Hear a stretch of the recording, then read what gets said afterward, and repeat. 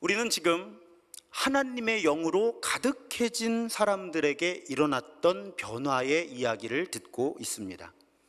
오늘 기록된 사건은요, 성전으로 기도하러 가던 사도들과 성전 문 앞에서 구걸하던 한 지체 장애인의 만남으로 시작이 됩니다.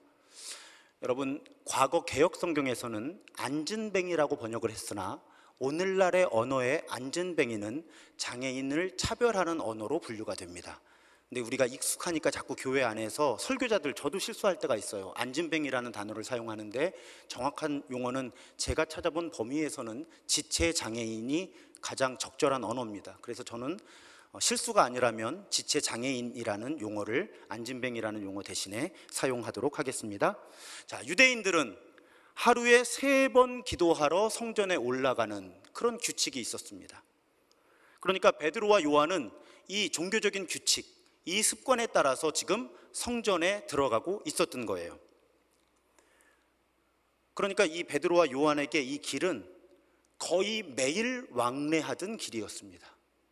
어떤 날은 2번이나 3번을 왕복했을 수도 있었을 것 같아요.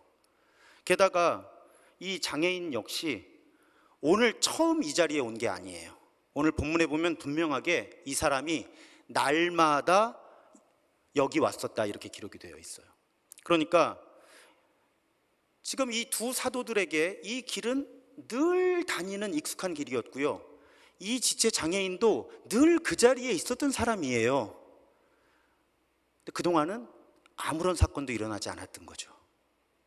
오늘 사건이 일어나는 거예요. 왜 오늘 사건이 일어날까요? 베드로와 요한 사도들이 성령 충만을 경험한 거예요. 그것 때문에 지금 늘 다니던 길에 늘 앉아있던 사람과의 새로운 관계가 시작되는 겁니다. 여러분, 우리가 하나님의 영으로 가득하게 되면 변화가 일어나지 않을 수가 없어요. 그리고 그 변화는 분명히 관계의 변화로 이어져서 관계를 새롭게 합니다. 자, 오늘 이 베드로와 요한 성령의 충만함을 경험하고 나니까 제가 그렇게 표현해요. 시야가 달라지고 시력이 달라진 거예요. 안 보이던 사람이 보이는 거예요. 그 사람을 주목하여 보았다 기록이 되어 있습니다. 그리고요, 그냥 바라본 것에 그치질 않습니다. 그동안 적어도 이 사람에게는 한 번도 건네보지 않았던 말을 하게 되고요, 말만 한 것이 아니라 한 번도 해보지 않았던 행동도 하게 되죠. 본문 6절에 보면 유명한 말이죠. 은과 금은 나에게 없지만 나에게 있는 것을 너에게 주노니 나사렛 예수 그리스도의 이름으로 일어나 걸으라 하고 오른손을 잡아 일으키니, 이 사람이 걷기만 한 게 아니라 뛰기도 하면서 하나님을 찬양했다. 근데 여러분, 이 대목에서 또 한 가지, 이 사건이 얼마나 엄청난 사건인가 하면요, 이 사람은 태어나서 지금껏 걸어본 적이 없는 사람이거든요. 그럼 이건 정말 기적인 거예요. 왜요? 이 사람 걸음마를 안 배운 사람이에요. 다리에 힘이 들어갈 수는 있어요. 근데 아기랑 똑같은 거죠. 균형을 잡지 못할 거예요. 그런데 일어나자마자 걸었고 뛰면서 하나님을 찬양했다는 건, 이 기적이 그냥 다리에 힘이 없던 사람의 다리에 힘이 들어간 사건이 아니라는 거죠. 온 몸이 반응하는 거예요. 걸을 수 있고 뛰기도 했다는 건 단지 다리만 회복된 게 아니라 온몸의 모든 감각과 운동이 다 회복된 거죠. 그런 초자연적인 치유의 사건이 일어난 거예요. 여러분, 성경의 치유 이야기를 제가 표적이라고 말씀드리잖아요. 표적. 모든 치유의 이야기, 누군가가 병고침을 받거나 죽었다가 다시 살아나기도 하는 이런 사건들은 그 이야기 자체에도 의미가 있지만요, 사실은 보다 더 큰 이야기를 가리키는 손가락 같은 거라고 말씀을 드려요. 그 큰 이야기가 무엇인가 하면 바로 하나님의 나라, 하나님의 통치예요. 이사야 35장을 예로 들면요, 자, 이사야 시대에 세상이 너무 복잡하게 엉켜 있었고 망가져 있었죠. 그런데 이사야가 예언을 하는 거예요. 어떤 때가 온다? 하나님의 통치가 회복되는 때가 온다. 하나님이 다시 다스리시는 때가 온다. 하나님의 구원이 분명하게 드러나는 때가 온다. 이사야가 그때를 노래하면서 이렇게 묘사를 합니다. 5절과 6절을 세 번역으로 보면요, 그때 눈먼 사람의 눈이 밝아지고 귀먹은 사람의 귀가 열릴 것이다. 그때 다리를 절던 사람이 사슴처럼 뛰고 말을 못하던 혀가 노래를 부를 것이다. 광야에서 물이 솟겠고 사막에서 시냇물이 흐를 것이다. 여러분, 예수님이 이 땅에 오셨을 때 많은 병자들을 고치셨고요, 거친 풍랑을 잔잔하게 하셨고요, 또 예수께서 십자가에서 숨을 거두실 때 이 자연이 반응하잖아요. 막 그건 모두 표적인 거예요. 어떤 표적? 지금 이사야와 구약의 선지자들이 예언했던 하나님의 통치가 회복되는 그 순간이라는 표시인 거죠. 그 순간. 그래서 예수님이 이 땅에 계실 때 많은 병자들을 고치셨고요, 초자연적인 기적을 일으키셨고, 예수가 십자가에서 숨을 거두는 그 순간 온 세상이, 온 우주가 반응을 한 거예요. 이 세상에 신호를 주는 거죠. 예수가 그리스도다. 예수를 통해 하나님의 구원, 하나님의 통치가 새롭게 시작되었다. 이걸 온 세상에 알리느라고 치유와 초자연적인 사건들이 일어났던 거예요, 예수의 시대에. 근데 이제 그 일을 누가 해요? 오늘 본문에 보면 사도들이 하는 거예요. 예수께서 하셨던 일을 이제 사도들이 시작해요. 왜 이런 일이 가능해졌을까요? 성령, 하나님의 영, 그리스도의 영이 사도들 안에 계시기 때문에. 그래서 예수께서 하셨던 일, 하시는 일을 이 사도들이 할 수 있게 된 거죠. 예수의 영이, 하나님의 영이, 성령이 가득하니까 예수께서 하시는 일이 사도들을 통해서도 나타난 거예요. 사도행전의 이 사건, 오늘 우리가 보는 한 번도 걸어보지 못한 사람이 걷게 된 이 사건은 바로 그 신호인 거예요. 이제 예수께서 하시던 일을, 예수를 주님으로, 그리스도로 부르는 사람들이 하게 되었다. 그 선포가 오늘 본문의 가장 중요한 의도인 거예요. 그것을 증명하는 말이 예수 이름으로라는 표현인 거죠. 그러니까 사도들이 일어나 걸어라 그냥 하지 않은 거예요. 예수 이름으로. 사도들은 지금 일어나는 사건의 본질을 알고 있었던 거죠. 아, 예수께서 이 땅에서 이런 기적들을 일으키면서 예수 자신이 주님이시고 그리스도이심을 선포해 오셨는데, 이제 예수께서 승천하시고 예수의 영, 하나님의 영, 성령이 우리에게 오시니까 이제 우리가 그 표적을 행하면서 예수가 모두의 주님이시고 그리스도 되심을 선포하기 시작하는구나. 사도들은 깨닫고 있었던 거죠. 그래서 예수의 이름으로 일어나 걸어라 라고 선포하게 된 것입니다. 표면적으로는 사도들이 한 것처럼 보이지만 많은 사람들이 이후에 이어지는 장면에 보면 사도들을 신으로 떠받듭니다. 그럴 때마다 사도들이 해명하죠. 이건 우리가 한 것이 아니라 예수께서 예수 이름으로 행하신 것이다. 여러분, 이 사건이 일어난 장소, 위치도 매우 중요합니다. 이 사건은 미문, 곧 아름다운 문이라고 하는 성전 문 앞에서 일어납니다. 이 미문을 통과하면 이제 헤롯 성전이라고 부르는 성전이에요. 근데 여러분, 이 헤롯 성전이 요한복음 2장에 따르면 46년이나 공사를 계속해온 성전이에요. 예수님 시대에. 어마어마한 성전이겠죠. 그런데 이 거대한 성전은 그 문 앞에서 구걸하던 이 장애인에게 아무런 변화도 일으키지 못합니다. 이것도 상징이죠. 어떤 상징? 본질을 잃은 종교는 변화를 일으킬 힘을 상실합니다. 어마어마한 헤롯 성전과 그 성전을 채우고 있던 종교 지도자, 그 잘난 척하는 사람들은 이제 세상을 변화시킬 힘이 없는 거예요. 본질을 잃어버렸기 때문에. 그런데 아무것도 없이 예수 이름으로를 선포할 수 있었던 사도들은 사람을 변화시키고 세상을 변화시킬 능력을 이제 갖게 된 거예요. 그러니까 오늘 이 사건은 또 한 가지 아주 중요한 의미를 갖습니다. 성전의 시대가 끝나고 예수의 시대가 시작되는 거예요. 낡은 종교는 영향력을 상실하고 새로운 종교가 시작되는 시점이라고 할 수 있습니다.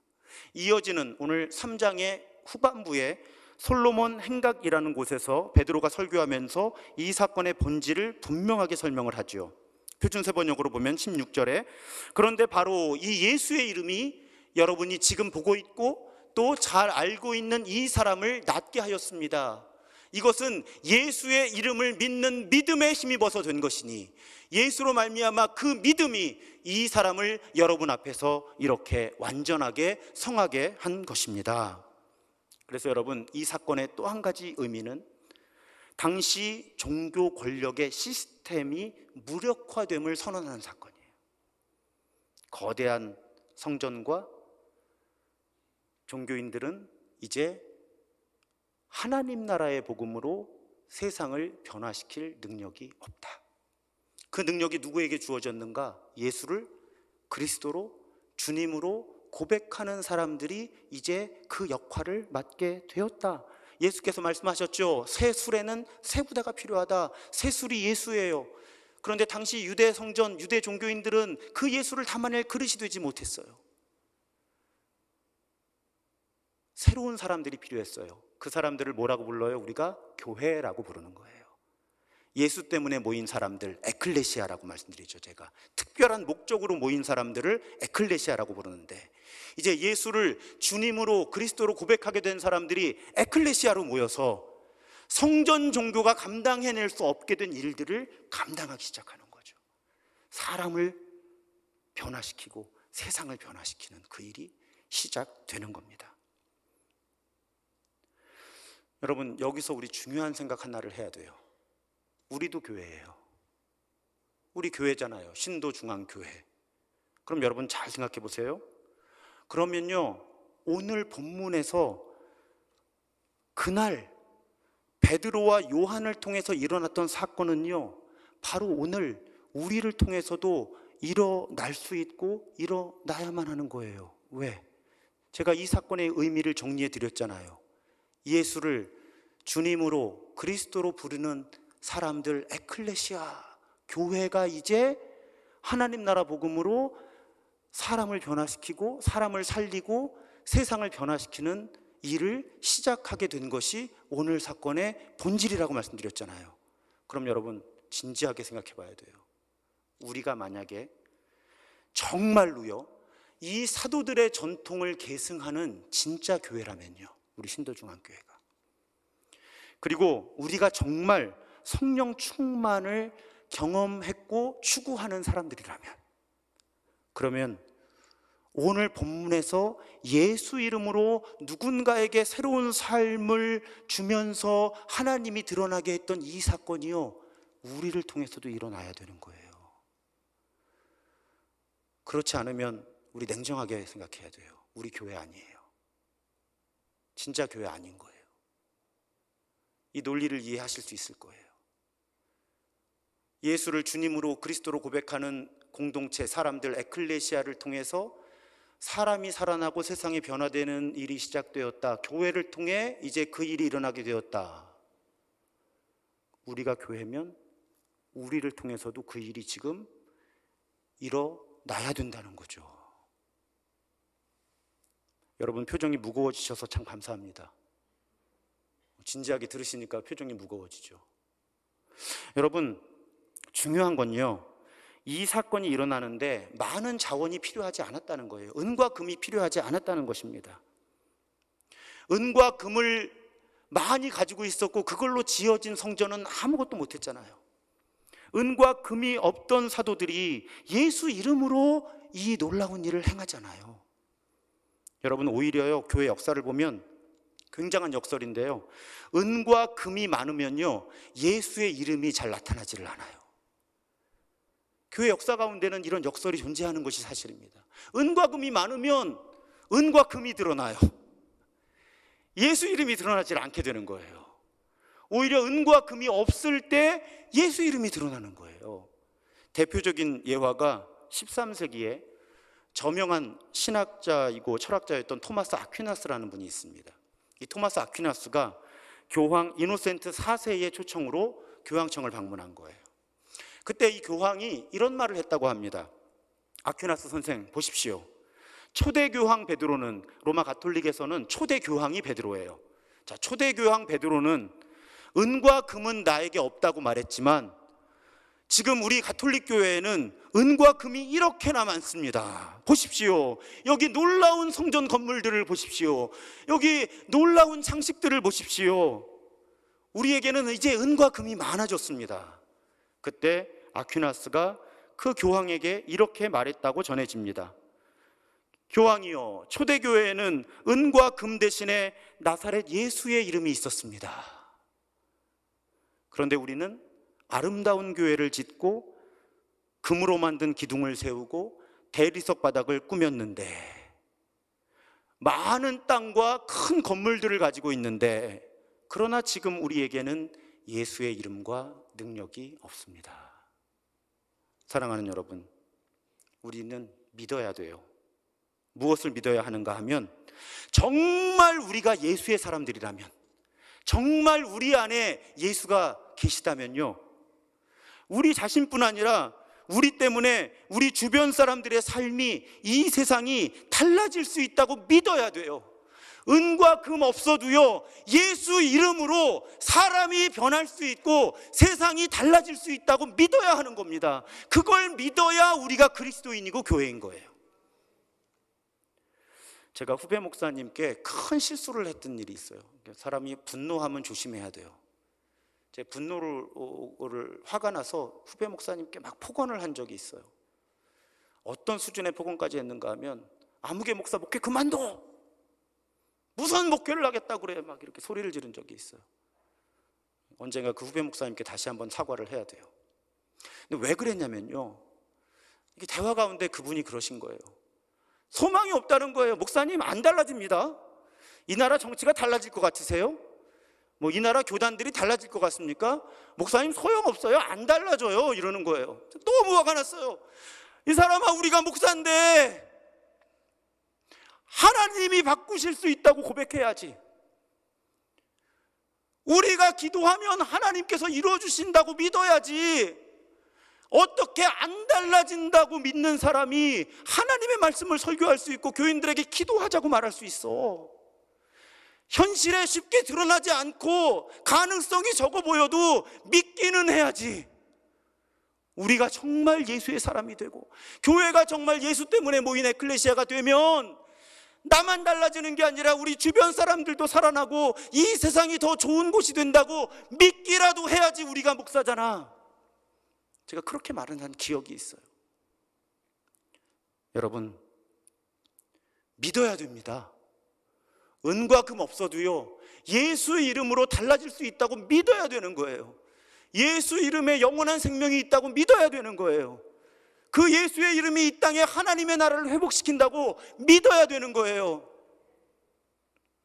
여러분, 오늘 사도들을 보십시오. 은과 금 없었잖아요. 그리고요, 여러분 가만히 보세요. 지금 이 사도들이요, 성전 앞에 가면 나면서부터 못 걷는 사람이 있는데, 이 사람을 다시 걷게 하기 위해서 우리가 작정하고 일주일을 금식하고 기도하자, 이런 거 아니었잖아요. 아무 준비하지 않았어요. 그냥 늘 가던 길, 우리 교회 용어로 하면 일상을 산 거예요, 그냥. 근데 평소와는 다른 사람, 평소에도 있었던 사람이지만 주목해서 보게 됐잖아요. 하나님이 보게 하신 거예요. 그냥 순종해서 본 거예요. 여러분, 이분들이요, 무슨 기술을 연마를 했어요? 자격증이 있었어요? 아니에요. 바라보다 보니까 하나님의 영이 가르쳐 주시는 거예요. 무슨 말을 하라고, 무슨 행동을 하라고. 그래서 이분들요, 아무 준비 안 하고 가다가 주목해서 보라니까 봤고요, 이렇게 선포하라고 하니까 했고요, 붙잡아 일으키라니까 일으켰어요. 그러니까 이 사람의 삶이 달라진 거예요. 여러분, 우리 너무 겁이 많아요. 제가 아는 게 없어서요, 목사님. 제가 할 줄 아는 게 없어서, 제가 은사가 없어서. 여러분, 지금 이분들 보세요. 그냥 일상을 살다가 보라니까 받고, 말하라니까 말했고, 붙잡아 일으키라니까 일으키니까 한 인간의 삶이 달라지는 거잖아요. 우리에게 정말 필요한 건 믿음이고요, 가능성에 대한 믿음. 하나님이 우리를 사용하실 수 있다. 영적으로 깨어서 일상을 사는 거예요. 그렇게 살아가다 보면요, 하나님이 보게 하시는 사람이 있어요. 하나님이 관심 갖게 하시는 사회 현상이 있고 사건들이 생겨요. 그러면 그냥 잠시 바라보세요. 그 사람을, 혹은 그런 어떤 사회 현상이나 문제들을 한번 묵상해 보세요. 기도하는 마음에 품는다고 저는 자주 표현을 하죠. 한번 그 마음에 품어 보세요. 그럼 하나님이 일러주세요. 뭘 하면 좋을지. 그럼 그냥 그걸 하시면 돼요. 하나님은 절대로 없는 거 내놓으라고 안 하세요. 내가 갖고 있는 것, 내게 있는 것 너에게 준다. 지금 사도들도 말하잖아요. 분명히 저와 여러분이 가지고 있는 그 무언가를 통해서 하나님은 하나님의 일을 이루시는 거예요. 그냥 깨어있기만 하면 됩니다. 그리고 순종하기만 하면 돼요. 그 이후의 일은 예수께서 예수 이름으로 이루시는 거예요. 누군가의 삶에, 이 땅의 현실에 크고 작은 변화를 일으키셔서 하나님의 통치를 예수께서 예수 이름으로 회복시키세요. 최근에 헌금이 이렇게 들어왔는데 봉투에 이렇게 쓰여 있었어요.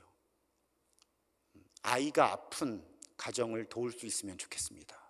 제가 그런 어떤 목적 헌금이 들어오면 최선을 다해서 그 헌금한 분의 의도와 하나님의 뜻을 연결하려고 애를 써요. 그래서 일단 둘로 나눴습니다.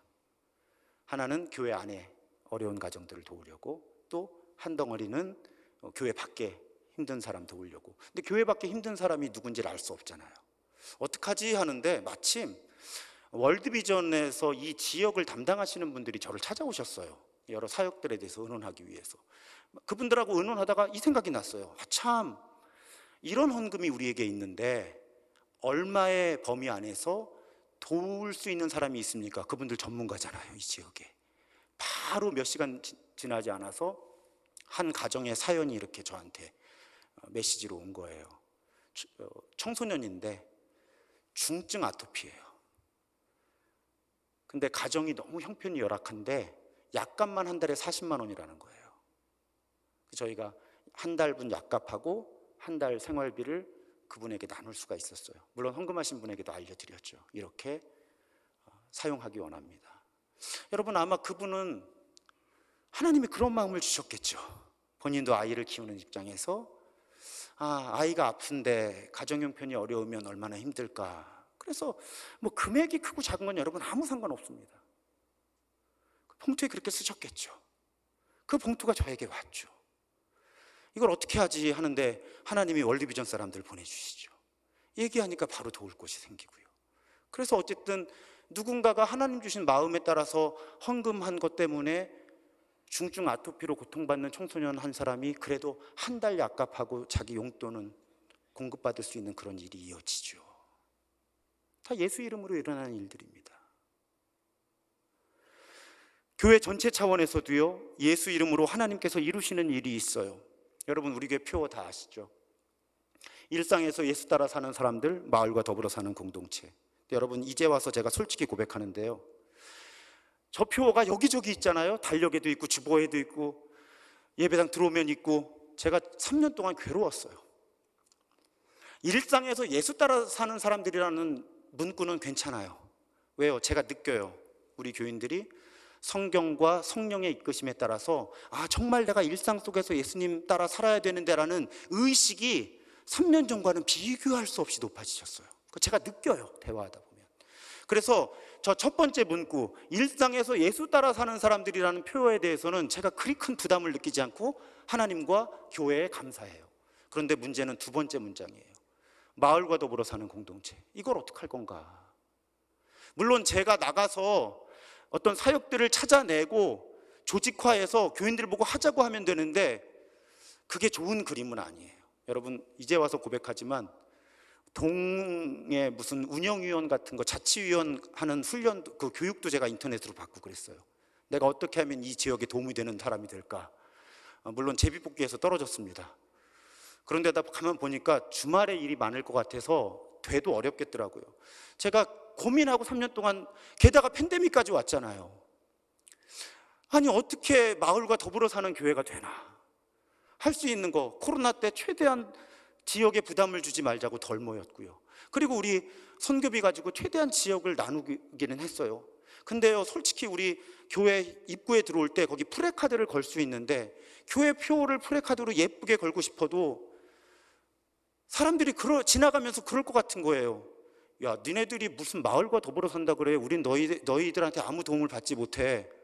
그래서 저 표를 교회 바깥 건물에 걸기도 민망한 거예요. 하나님 이거 어떻게 해요?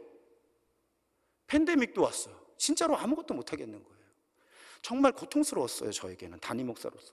제가 어떻게까지 기도했냐면요, 하나님, 분명히 이 지역에 우리가 예수 이름으로 할 수 있는 일들이 있을 텐데 우리는 방법을 모릅니다. 오늘 설교의 용어로 좀 바꿔본 거예요. 저의 기도를 각색했어요. 하나님, 우리에게는 은과 금도 없어요. 그래서 제가 어떻게 기도한 줄 아세요? 하나님, 그냥 준비될 때까지 표 두 번째 줄을 좀 지워버릴까요? 정말요, 진지한 고민이에요. 우리가 마을과 더불어 살 공동체가 될 준비가 아직 많이 안 돼서 하나님, 그냥 표 일상에서 예수 따라 사는 사람들 저건 증명이 안 되니까 그냥 저 표 하나만 남겨놓고 몇 년 동안 마을과 더불어 사는 공동체라고 하는 저 표어는 좀 지울까요? 하나님, 어떻게 하면 좋아요? 제가 새벽마다 이 기도를 하나님께 드렸습니다. 그러다 어느 날 깨닫게 된 거예요. 우리에게는 예수 이름이 있고요, 제가 우리에게는 예수 이름이 있다는 걸 고백하는 순간 또 하나 엄청난 사실을 알게 됐습니다. 여러분, 우리에게는 은과 금도 있더라고요. 제가 몰랐던 거예요. 그 은과 금이 뭐였을까요? 이 예배당 건물이요. 이 엄청난 자산이잖아요, 이게. 왜 이 생각을 못했을까? 그래서 이 공간을 나누기 시작한 거죠. 우리에게 하나님이 주신 은과 금을 예수 이름으로 나누기 시작한 거예요.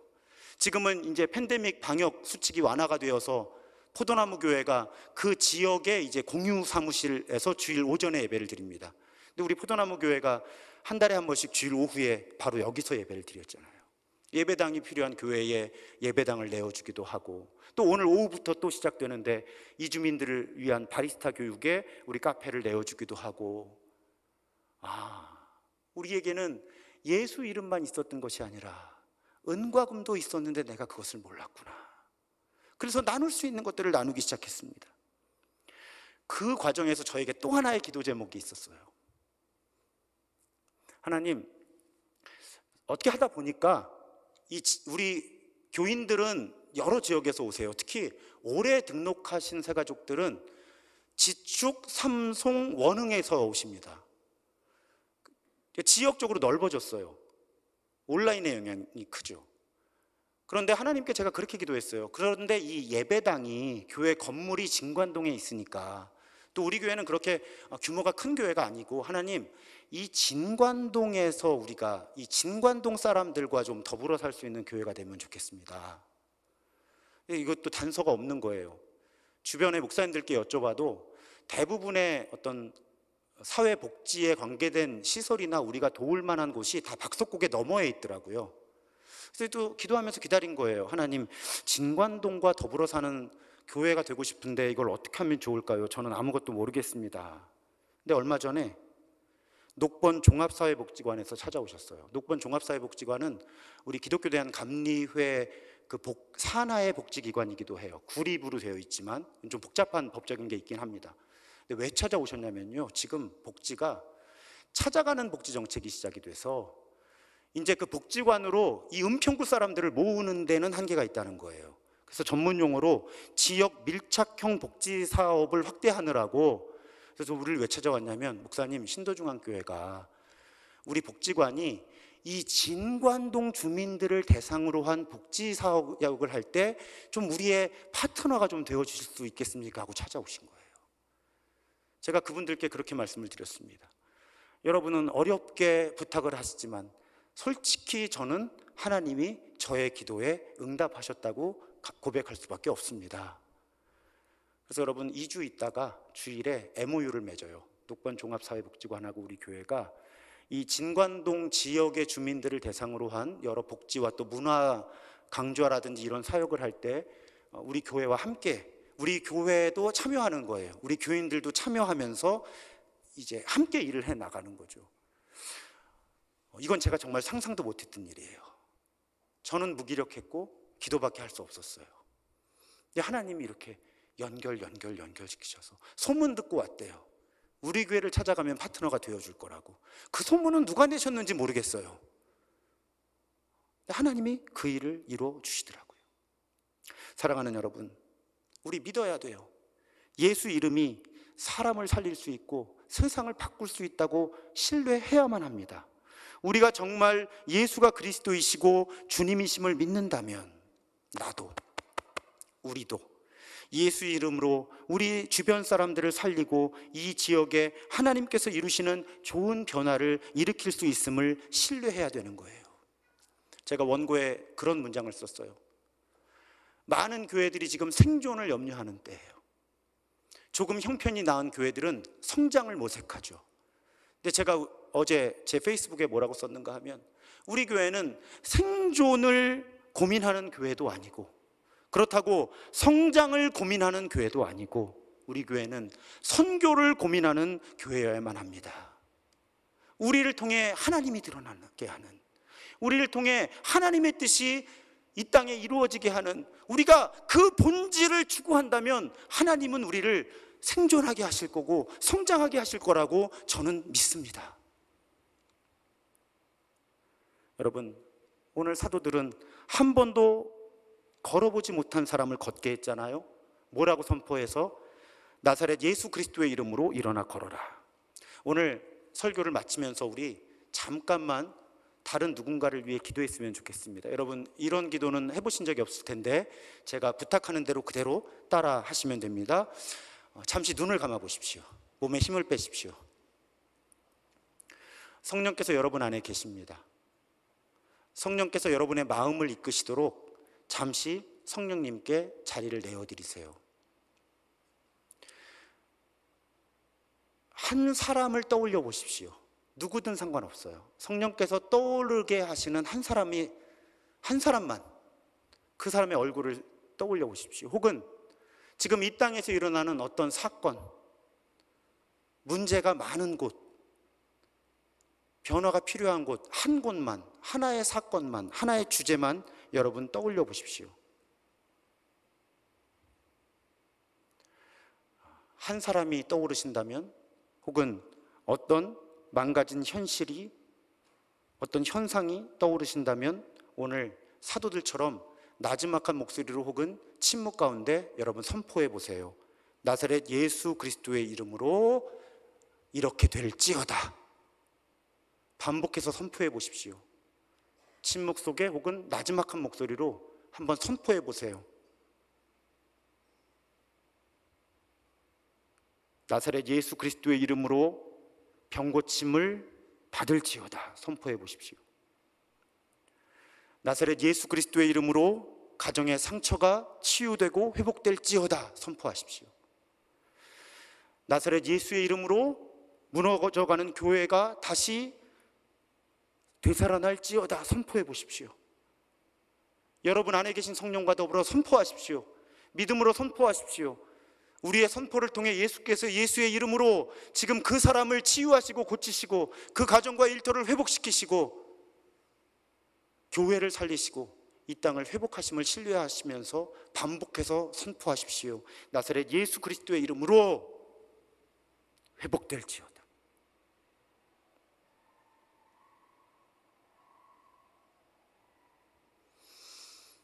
이제 눈을 뜨십시오. 사랑하는 여러분, 우리가 하는 믿음의 선포대로 하나님께서 이루실 것입니다. 우리가 예수 이름으로 기도하고 예수 이름으로 살아내면 하나님은 우리를 통해 하나님의 일을 이루십니다. 사랑하는 여러분, 우리 예수 이름으로 삽시다. 예수 이름을 선포하며 삽시다. 더욱 예수 따라 삽시다. 그래서 나도 살고 세상도 살리는 사람들이 됩시다. 그게 오늘 2022년 6월의 어느 날 주일에 우리가 여기 모여서 함께 예배하는 이유예요. 그렇게 우리를 통해 하나님의 뜻이 이루어지기를 주님의 이름으로 축복합니다.